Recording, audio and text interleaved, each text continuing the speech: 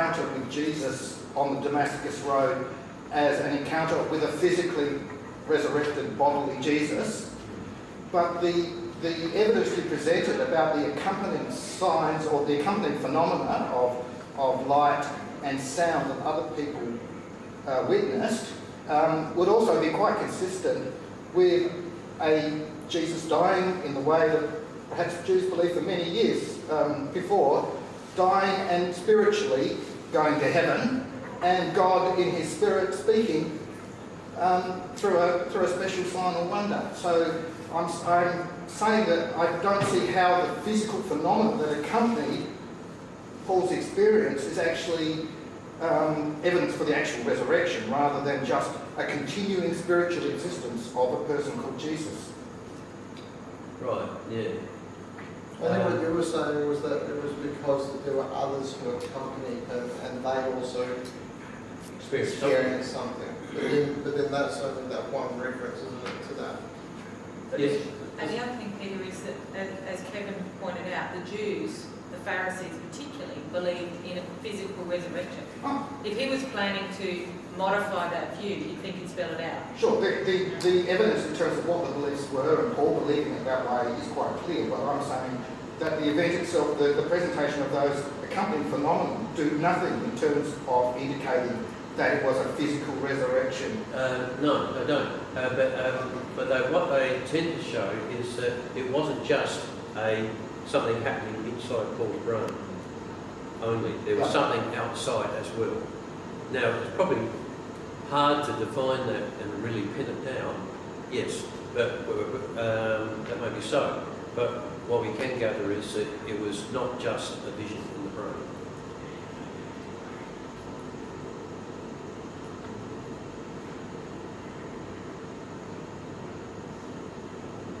It was a remarkable event that Paul really had, though.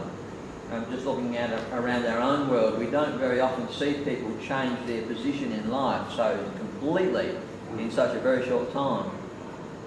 Within a matter of days, he completely turned around his whole life position. It was very hard to change anybody's life. I found it to be hard, yeah. It's hard to change my beliefs too. I've noticed.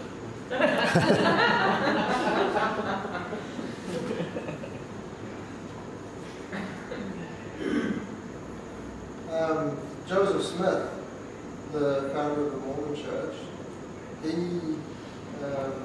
claimed to have had an experience where he saw God the Father and Jesus. And so that changed, like he said, that changed his life, and so he believed those things, and he suffered for that, and he didn't deny it, and then he died ultimately, probably as a result of those things.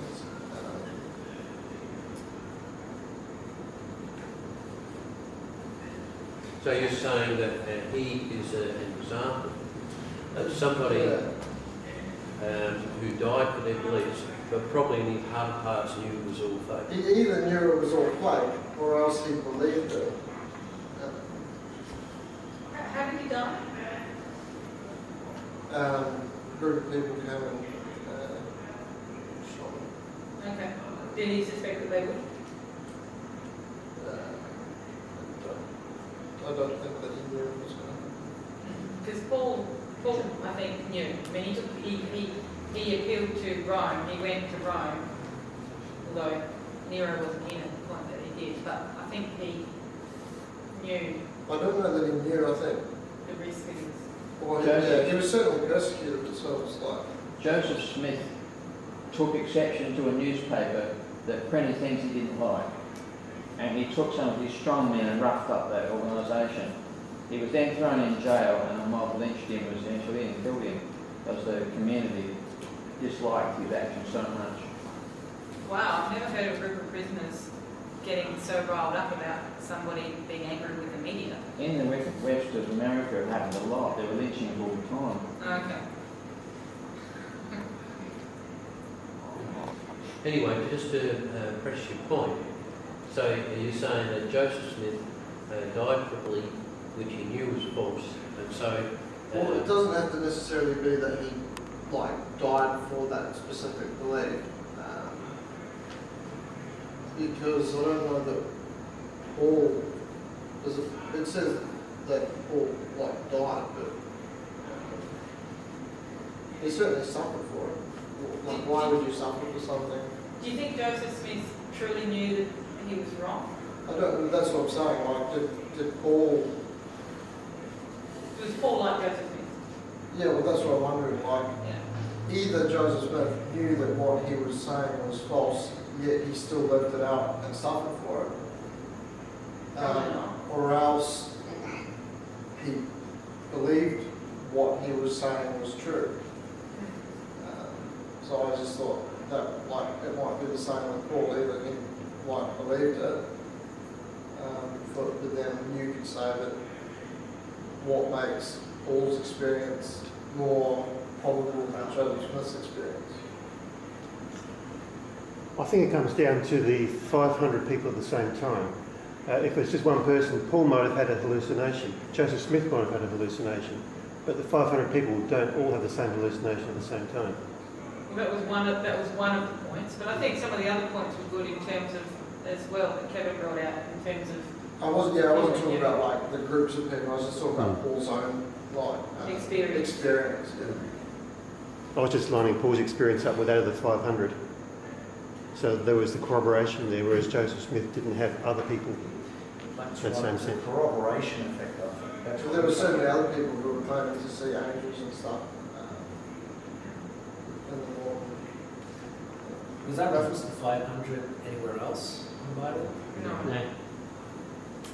I think Which it's, is a downside to it. but at the beginning of Acts it does say that Jesus did speak to him. He revealed himself to disciples and doesn't give an actual number, but there's obviously a time there at the beginning of the Acts we read, reported by Luke, that a number of people saw him.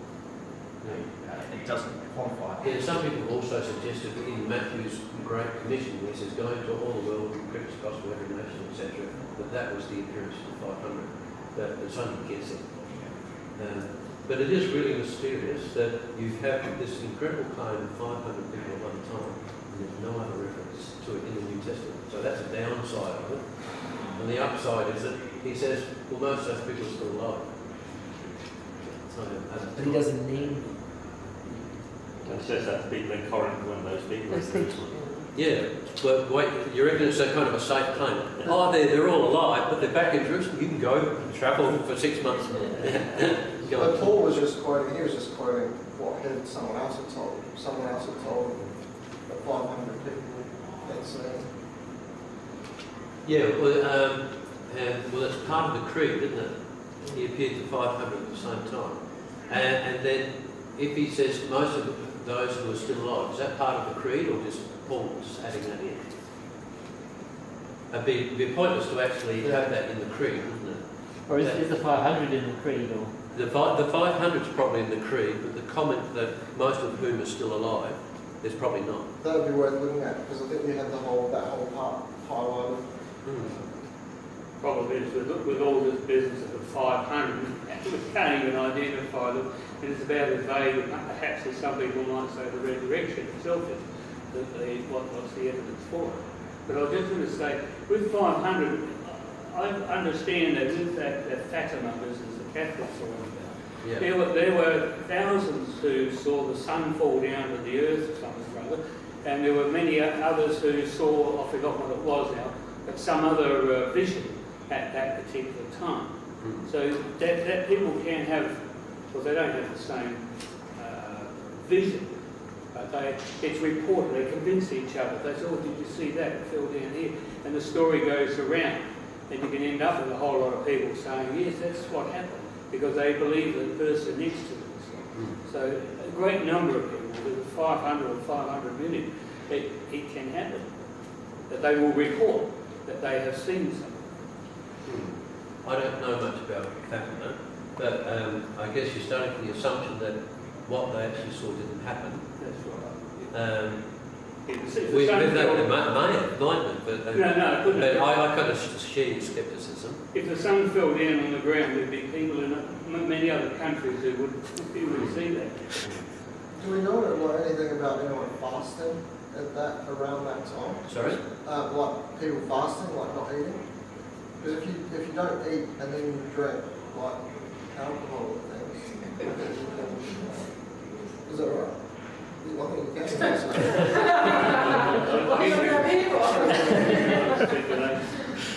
Just back, if I may, 500, please. Yeah. Sorry, if I may. I just got the Acts up here, and whilst it's not the beginning of the first book of Acts, it's right at the end where they're going to choose someone to replace Judas. They say, let's select someone that he was taken, talking about Jesus was taken, we must choose one who was ordained, who was a witness of his resurrection. So it's talking to the rest of the 12 and saying, must select someone from out of the other community. So it's certainly more than just the apostles that seen resurrected. So the implication there is there was a wider group, not just the 12. And okay, Corinthians says it's 500. It's not just the 12. And probably 500 in the rounding. But obviously. the problem with the 500 is that, as evidence, it's not really very refutable. Without it being tied to a specific time or event. I mean, how would you refute if someone just made that up and put that in there as a claim? How is that supposed to be refuted? I mean, people can come and say, well, it wasn't me, well, it wasn't me, well, it wasn't at this place, but there's nothing presented that's actually refutable, other than the fact that there were 500 perhaps somewhere at some time. So it's not a knockdown, no? It's not evidence, because it's not refutable. You can't knock it down. Yeah. It's just another interesting... Yeah, it's the sort of same sort of record though you find in a court of law. Some eyewitnesses said there were 500. But what I'm trying to say is the record of Paul certainly believed there were 500. He wrote. And we have 1 Corinthians, correct me if I'm wrong, Kevin, we have a number of reliable, that's the right word, copies of 1 Corinthians letter distributed through the church within 100 years of the letter being written. I don't think anybody's disputing that the text is correct. That's what I'm trying to get at. It's about as reliable as an unnamed witness in court who saw something at an unnamed time at an unnamed place. Except that there is a suggestion that Paul's saying, if you want to follow this up with me, you can. Speaking there, Paul's writing from somewhere else. Yeah. Unless So it's Paul, not easy for him to do it. yeah, unless Paul was actually unless that was actually part of the creed that he received from someone else. That really couldn't be followed up if Paul was saying it. Yeah. But it's not something that you would include in a creed, is it? Well, unless that's how like how they established that it was a creed, the way that the sound was going. Can you have to bring that back up again? Yes. Which slide is it? I have not. Eric.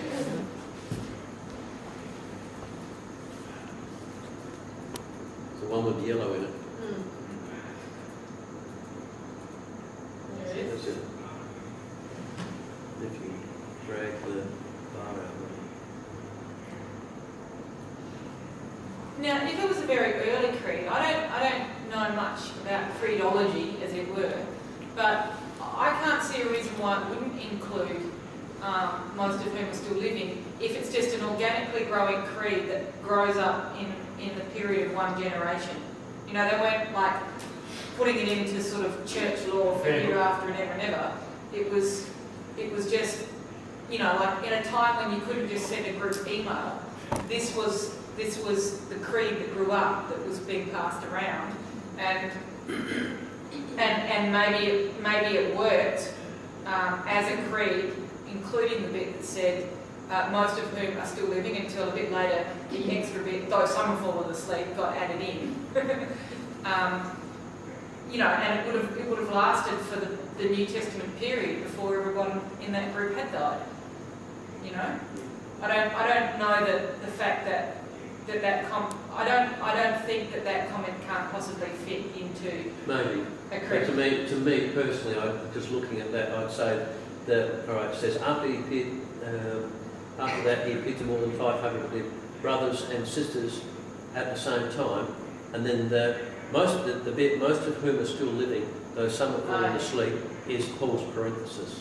Could be, yeah. Yeah. But I mean, either way. So he might have said that just to give away to what his thoughts are. Then he definitely is implying that they can go check it out. and that it's genuine. It's trying to show that it's genuine. And I think in 2 Corinthians it talks about people from Corinth who are taking.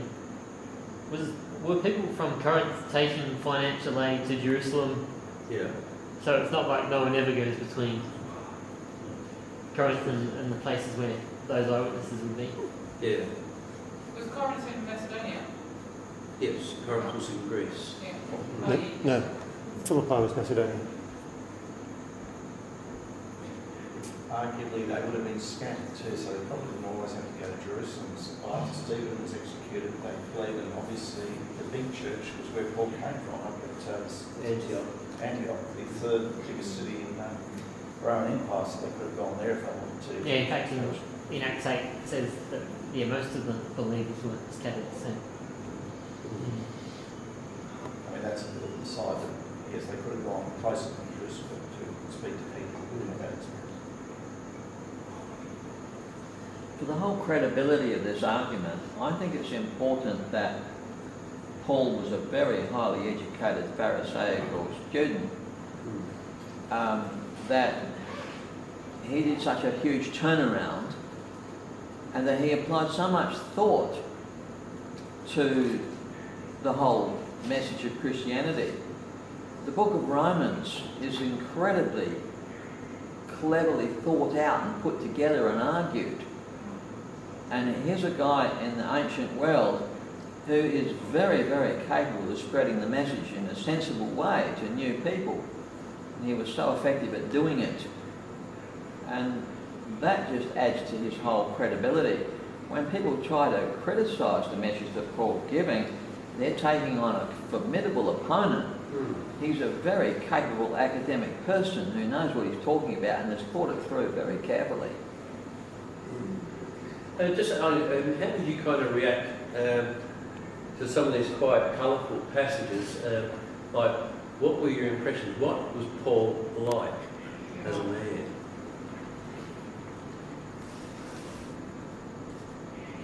Yeah, I reckon he was probably pretty fiery. Bit of an A type. Right. You'd worry about getting on his bad side. I mean, obviously he was such a genuine person, and he had lots and lots of love. But yeah, I reckon he could lack gentleness sometimes. That's where he admonishes someone, girl prophecies following saying things, he turns around and rebukes her, and she loses her ability to prophecy. Another time there was a sorcerer that was when he first went to Cyprus, who was trying to counteract what Paul was saying to the consul there, and Paul turns around and says, "You'll be blind." He got blinded, so he's certainly a person that wasn't afraid to be, to put someone in their place if he felt they were hindering what he was doing. Back to the previous point, I'm always a slow thinker. I think the 500 is not significant there. If the whole of Christianity had grown out of an experience that Paul had on the Damascus Road, that would be like John Smith. But the thing was, he went then to another group who had been involved in it in a completely different environment, and they cross-correlated. So it wasn't just that one-off there that made Christianity, it was all this other group, and this was just a peripheral event which cross-correlated. That's what you brought out in Galatians, the history that he actually went and conferred with the leaders of the church to make sure he had the same experience, and his experience was legitimate and consistent. Is an apostle someone who has... resurrection. Is that right? Yes. That's where they changed from disciples to apostles. Because I know Paul, he says, am I not an apostle? Have I not seen the risen Christ? Yes. That was the definition of an apostle. So, because he seems to really stress the point, because it seems like some people don't think he's an apostle. Yeah. And he seems, so that would mean that some people don't think that he did see Jesus. And he even stresses that even there at the end there, he says, like, at last the Lord he appeared to me as to someone who was, you know, born out of time or abnormally born. I was born late. I was supposed to have, you know, like, since I saw him. So he really tries to stress the point that he's an apostle, so it sort of sounds like some people disagree that he is an apostle. I think that's obviously true, that his authority as an apostle was heavily challenged. And the obvious claim was, well, you weren't one of the 12 disciples. And also, his meeting with Jesus happened after the 40-day period. Yeah. You know, like when people got to hold him physically, you know, Jesus says, put your finger in my wound and a piece of fish with me and stuff like that. Paul wasn't in that category. Yeah, so he had to justify his experience.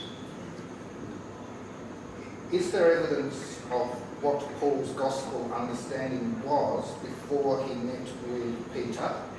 I mean, he says he had the same gospel, but has he written that? Is there anything written that predates his visit from Peter to know that he actually got that from Jesus directly, rather than he just held back until he met Peter and then sort of got it from Peter?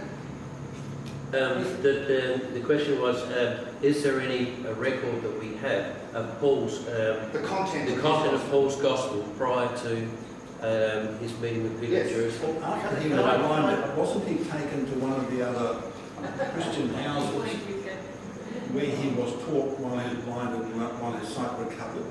Yeah, so he did meet other Christians. There was Ananias, and he also heard Stephen's sermon.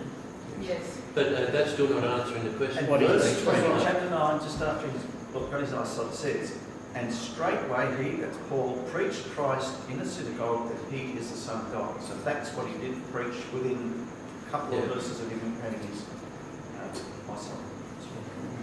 Yeah.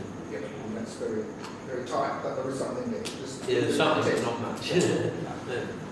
Well, I think also he was preaching that the kingdom of God was for Gentiles as well as Jews, because that was the distinctive that he had, you know? Yeah.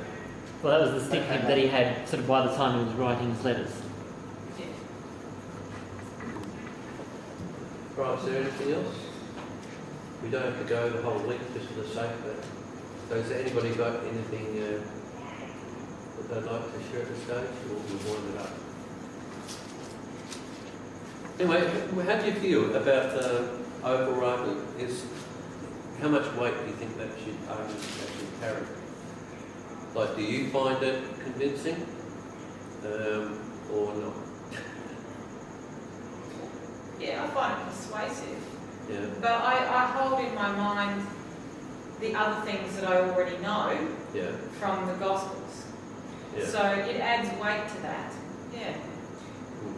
Kevin, I first heard you give this work about 6 years ago. At the time you were making the point, perhaps you didn't stress as much. Is this, in some senses, has more historic credibility than even the Gospels themselves? The Gospels are in dispute. We don't know who wrote them specifically, because they don't have it at the front. We've got church fathers saying who wrote it, but we don't actually have evidence, so we can't actually firmly date them. This one we can firmly date it. That's the value of presenting the letters as, if you like, a stronger corroboration than even the Gospels themselves. He did stress that at the beginning. Okay, well that's what I think I'm reiterating then, is that the main thrust. A lot of things are locked down. That's right. And they're indisputable, basically. So that's the power of this argument. But I'm not knocking the other arguments as well. They're good, but this is just a different view. Yeah, and I think it's good to bring out that view, because for the reasons you said, you know, that we often don't look at these letters for the weight they lend to the overall argument of the resurrection. Yeah, and most people just reading the letters wouldn't notice, would they? No. You kind of have to search for these and kind of focus on them and bring them out. Although one thing that I have taken from reading Paul's letters, even before I heard you talk about it, is that very early on, Christians believed that Jesus rose from the dead. Yeah. It wasn't some sort of thing that was decided on 300 evolved. years later. Yeah. That evolved. It was right there from the earliest, you know. And so if they were right or wrong, it doesn't prove it, but it does show that that's what the earliest Christians believed. You know? Well, just to sort of play devil's advocate, though, I think one of the larger points of these letters to begin with was talking about other gospels that are not true, which he doesn't necessarily name, doesn't really necessarily get into what those gospels were saying. Yeah. So it's quite possible, but I'm not saying it is, I'm saying it's Right, that's the Galatians reference. Do you want to bring it back? that those other gospels were actually saying that Jesus did rise from the dead. Sure. But So there was other witnesses or whatever that, you know. the group that we trace our Christian heritage to, this is what they believe right at the start. Sure, yes. You know? Yeah, that's the reference you talk about, isn't it? He talks about a different gospel.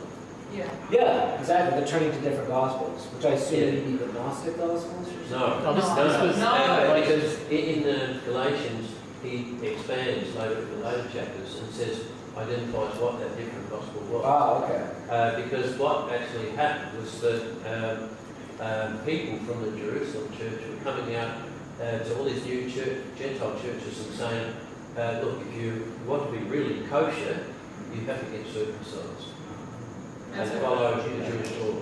And so Paul goes on to say they should cut themselves off instead. Yeah.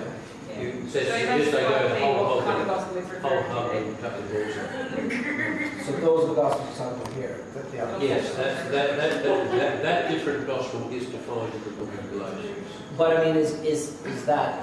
I mean, is the whole gospel in regards to circumcision, or is circumcision just one part of a larger gospel that's false and other things as well? It was an attempt to keep the Christians part of the Jewish community and not let these Gentiles in. Well, the Gospels went are against the intended revelation. the good news that, like, you can overcome death.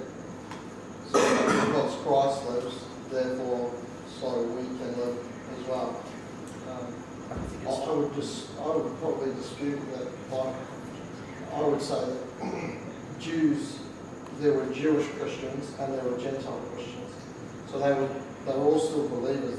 These people still believe the story. They still believe that Jesus rose from the dead. But that some of them continued to practice, circumcision and that sort of thing. Paul wasn't against that, but he was purely talking to Gentiles. I think you'll find if you look at a lot of that stuff where he's talking about faith alone, he's directing it to Gentiles, because he still appeals to the fact that he himself is a Jew. But with reference to Gnosticism taught that the God who created the world is not the same as kind of the God of heaven, and that you had to go through various layers of angelic beings to meet the highest God. But that is much later development. It wasn't around at this time.